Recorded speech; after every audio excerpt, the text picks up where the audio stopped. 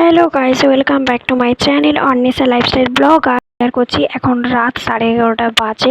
তোমার বর একটু দেরি করে আসে, তাই জন্য একটু রান্না বসিয়েছি। তো আজকে কি রান্না করতে চলেছি এটা তোমাদের কাছে শেয়ার করব। তো দেখতেই পাচ্ছ এখানে আলু আর বেগুনটা আমি ভালো করে কেটে নিয়ে এখানে ভাজা বসিয়ে দিয়েছি। তো এখানে সব কিছু কাটা হয়ে আছে, টমেটো, পেঁয়াজ আর কালো সর্ষে আর হলুদ সর্ষেটাও ভিজানো হয়ে আছে, ওটা পরে বাটবো। তো এখানে আমটাও রেখেছি। বুঝতেই পারছো যে কি রান্না হতে চলেছে তোমরা।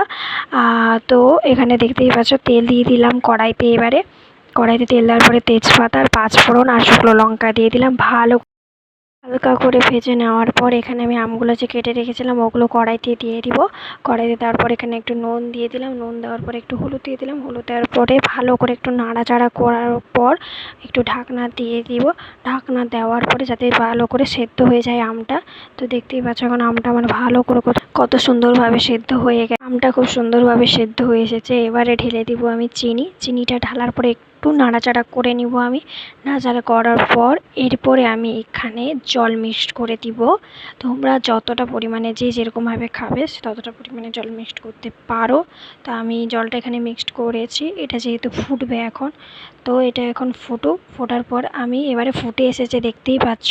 মানে ঢাকনাটা মেরে দিয়েছিলাম। ফোটার পর এখানে আমি লেবু দিয়ে দিয়েছি, কারণ লেবু দিলে একটু টেস্টটা অন্যরকম হয়। এটা আমার একটা বান্ধবী আমাকে শিখিয়েছিল। তো আমার রুমে এসে যেহেতু রান্না করেছিল আমি দেখেছিলাম, তাই জন্য ওকে আমি কপি করেছি। তো আমি এখানে লেবুটাকে ভালো করে দেয়। এখন চাটনিটা কত সুন্দর হয়েছে খেতে দেখতেই পাচ্ছ। এখানে আমি নিয়ে নিয়েছি তোমার হচ্ছে মাছ। আমার বর চলে এসেছে, তো মাছটাকে নিয়ে এসেছে।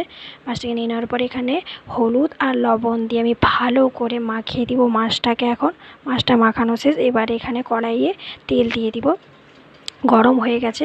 কড়াইয়ে তেল দেওয়ার পরে তেলটাও খুব গরম হয়ে গেছে। তো গরম হওয়ার পরে এখানে আমি মাছগুলো ছেড়ে দিলাম। দেখতেই পাচ্ছ মাছটা এখন ভাজা চলছে। তো মাছও ভাজা শেষ, কমপ্লিট। এবারে আমি মাছের কি করতে চলেছি এটা দেখো।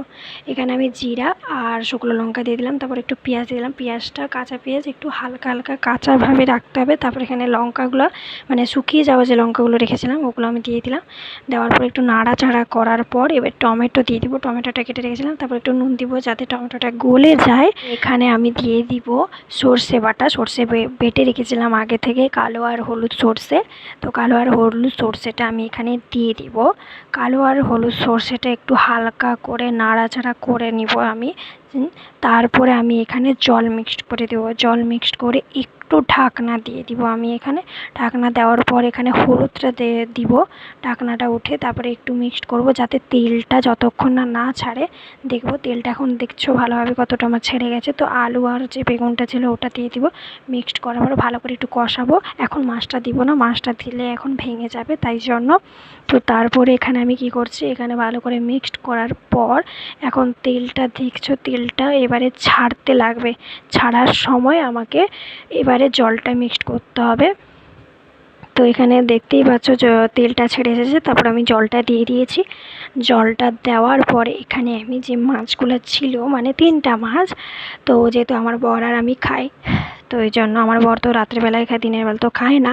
ওই জন্য 3টা মাছ দিয়ে আমি ভালো করে একটু নাড়াচাড়া করে তারপর আমি ওটা ফুটোতে দেবো। এখানে আমি বেশি জল দিয়েছি, তোমরা এর চাইলে এটা মাখো মাখো করতে পারো। আমার বর যেহেতু একটু মানে ঝোল একটু জুস না হলে খায় না, মানে গ্রেভি ছাড়া খায় না। তো ওই জন্যই আমি একটু তার জন্য করে বেশি করে বানিয়েছিলাম। তোমরা চাইলে মাখা মাখা করতে পারো, জল কম দিতেও পারো। এই বাচ্চা আমি এখানে বসে গেছি, রাত 1টা বাজে। কী করবো, প্রচুর খিদে পেয়েছিলো। তো ভিডিওটা যদি ভালো লেগে থাকে তাহলে আমাকে প্লিজ সাপোর্ট করো আর চ্যানেলটাকে সাবস্ক্রাইব করে দাও। লাইক শেয়ার কমেন্ট কিন্তু করতে ভুলো না তোমরা। তো টাটা, বাই বাই।